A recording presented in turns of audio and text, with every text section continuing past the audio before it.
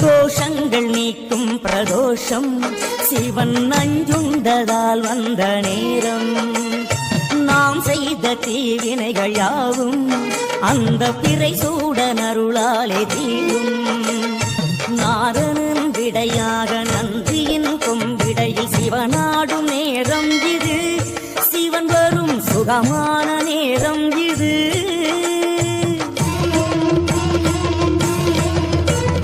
கருணாகரன் சுத்த சிவமானவன் கருணை பொழிகின்ற நேரம் இது. வரம் தருகின்ற நேரம் இது.